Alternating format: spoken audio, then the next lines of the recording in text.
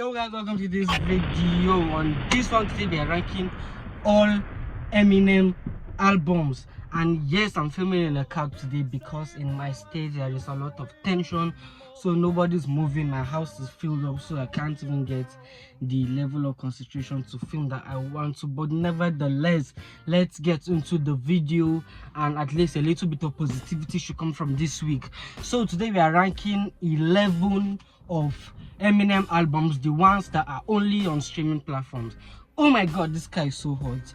But from going into 11, we have Encore, and Encore is at 11 because it was Eminem normally is comedic in his rap, but that one was too childish.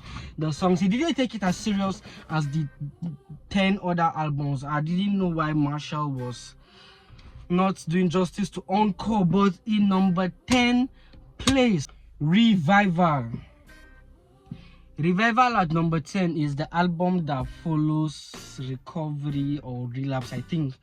But also, what made Revival to be at number 10, I can't lie, the songs were not, it's not an album that you go and listen to again. The songs on the album were, it was Marshall, but he wasn't like, it's not like it's bad, but it's not his best again. But the songs in the 9 other albums were serious. He actually took the rapping serious. In Revival, the skits were kind of too much. It was not as serious. Encore was more comedic. Some people even put Revival as last, but Revival is 10 at this one. And coming in at number 9, beats a bit hard, but for this one it's not 9 because number 9 goes to Music to Be Murdered By. First of all, come on, what's with the name Music to Be Murdered By? But we know M and Slim Shady type shit. But Music to Be Murdered By 2 wasn't catchy. I don't think the is the memorability. I don't think there's anything catchy or memorable about that album again. As number 8 is the album that has one of my favorite Eminem songs featuring Joyner Lucas, an album called Kamikaze. Also be Kamikaze, one of the why the album is where it is, because I'm not going to lie, the rapping was not the best. I know M is who he thinks he is. Whoever Eminem thinks he is who he thinks he is. But the rapping on Kamikaze was not common to Eminem.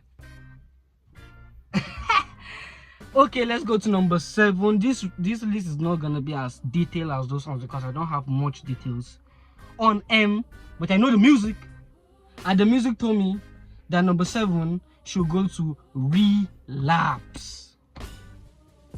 It's a hard time, man. It's hard time for the addicts because they go through addiction. But thank God Eminem had a Relapse. But the only reason Relapse is at 7, it is a fantastic album. That is where the awesome albums is. But it is just that the death of Slim Shady, Coup de Grâce edges it for me. 2024-5, I think, album where he insulted the deaf, the blind, the midgets. I'm not a midget, but I'm a short guy, so I can't relate. So yeah, that album was just the death of Slim Shady. It wasn't, I pray it's not the death of Slim Shady though. Maybe he dropped on future, but maybe it looks like it's his last album, but he actually did justice to that album. That's why it came in at number 6. And at number 5, man, this is where the knockout punches start to come, because we have Recovery. I swear to God, if you listen to Recovery, you will feel like you were his neighbor when he was going through shit. You will listen to when he went and was talking about how he's starting to release music again that he believes in. And I think maybe those other albums he was writing them when he was in addiction. But thank God Recovery was cleared the rapping, and Recovery had a lot of like good storylines to tell. It was like true story of Eminem. There is Recovery, and it's one of his most memorable albums because I'm 19 years old. So the time I started like listening to music like mainstream, I knew who Eminem was, but I didn't know like albums and all that thing. But songs from Recovery were one of the like first Eminem songs that I can remember listening to. Just the name of the songs. I'm not too good at keeping names of songs unless it's a J. Cole song. Let's go to number 4, which is Marshall Mathers but LP2, Rap God and She. LP2, Marshall Mathers LP2. Ooh, look at that John, bro. Marshall Mathers LP2 is coming at number 4 because that album is very memorable. First of all, it is strong because the album was like a return to the Eminem we used to know. Because the Slim Shady persona kind of become low. He was just evil in his other albums, and like but the Marshall Mathers LP2 is like the return of Slim Shady. Slim Shady is back. Rap God, everybody can remember that. So it was kind of a return to peak kind of album. That is why it peaks at number 4. And coming into number 3, this is where people are gonna get angry, but it is his debut mainstream album, the Slim Shady LP. My name is Slim Shady. Yeah, Slim Shady LP2, bro. I'm sweating. That album is dark, also comedic, and that is when we were welcomed to the world of Mr. Slim Shady himself. And please, I'm telling you guys, please put some respect on Dr. Dre's name. Yeah, we talk about Jay-Z, we talk about the Nas, we talk about the rappers then, but Dr. Dre's beats basically made the 2000 the doom and the like beats.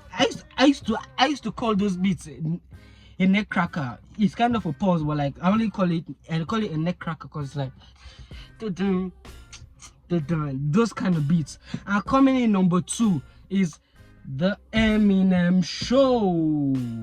First of all, it's a dope ass album. Eminem Show, secondly, is mature rapping.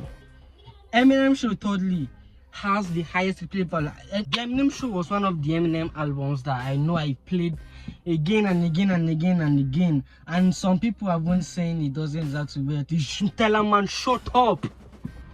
The Eminem Show is him, but coming in at number 1, we all know it.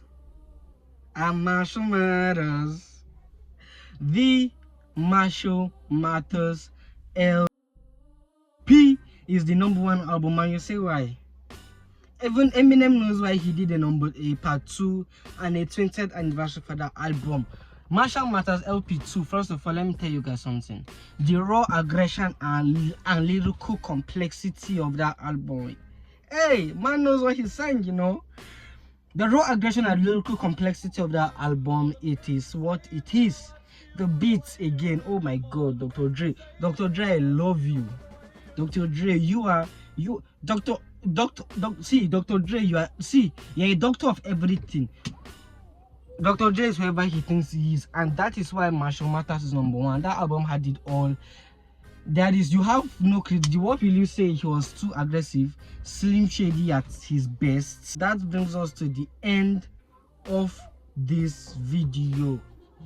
Please guys, like, comment and subscribe, and tell me who you want to see next, plus who I got coming next, and whatever I got coming next. Please, thank you for whoever is appreciating me.